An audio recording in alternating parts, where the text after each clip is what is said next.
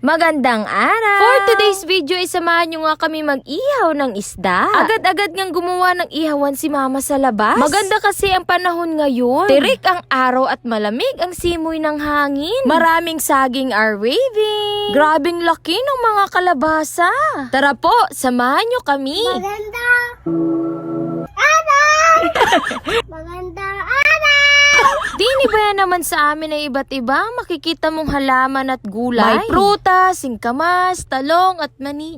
Basta't marunong ka magtanim may marami kang aanihin. At ako nga pala si Ate Kim at ang buhay ay weather na. Ay grabe nga niya ang kalabasa ni Tito Edgar. Sing laki ng kamay. Pares na pares sila ni Mama na mahilig magtanim. Mapaprutas man yan o gulay. Kahit yung isang kapatid din ni Mama si Churulin sobrang daming tanim sa kanilang bahay. Kulang na lang ay singkamas dini ay. At meron na kaming bahay kubo. Ay yung mga ampalaya ni Mama ay nakain na namin. Nasa lahi ata nila yung magagaling magtanim. Sobrang ganda ng pagmasdan dahil katabi lang din to ng palayan. At kailangan may tiyaga ka rin pag nagtatanim. Hindi basta-basta tutubo yan kung di natin naaalagaan. Parang mga tao din. Pag di mo inalagaan, mawawala ng buhay yan. Ganun pa ay. Parang yung trauma ko sa opening. Sorry, walang connect. Kahit nga mga halaman ni Mama ay kinakausap niya sa umaga. Yun ata ang teknik ni Mama. Masarap talagang mamuhay sa probinsya. Maraming mga kubo, maraming pwedeng pagtaniman, at masarap ang simoy ng hangin. Kaya hindi na ako magtataka kung bakit lagi nilang inuuwian ang probinsya nila. May napakita si Christoph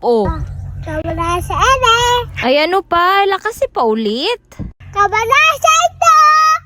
Kabalasa pa ng kabalasa ay kalabasa yun. At naabutan ko ngang napasyal si Nanay Dini sa harapan ng bahay namin. Ay paborito pa naman ni Nanay ang inihaw. Siguro inaamoy kaya pumunta sa amin. Ay syempre, alam naman natin pag natanda na ay ayaw na ng mga malalangis. At syempre, nakakatipid din sa langis. Uy, di pa sabihin walang langis kaya nag-ihaw na lang. Ay dito naman sa probinsya ay pag may isda ka na, abay ulam na yan. At pag mura pa nga niyang kilo ay naabot pa ng hapunan. At nung nakita nga ni Mama na may uod yung mga ampalaya na tanim niya, ay ganarilaan man din ang ginawa ay. Pinadalit lang yung bunot at pinausukan at yun daw ay mamamatay na din. Ay talagang inaalagaan namin yung ampalaya at ang dami na naming nakain dyan. Akala ko nga na may lamok kaya nagpausok yung pala may uod daw sa ampalaya niya. Sorry naman, tao lang. At pagkatapos nga ng ilang minuto ay yay, makakakain na din. Anong sarap pa naman gumawa ng sausawan ni Mama. May suka, may sili, ay kasarapan. Tapos nagluto pa si Mama ng ginataang ampalaya na may kalabasa. So hanggang dito na lang muna tayo guys. Sobrang gutom na. Salamat sa panonood. Kain po tayo.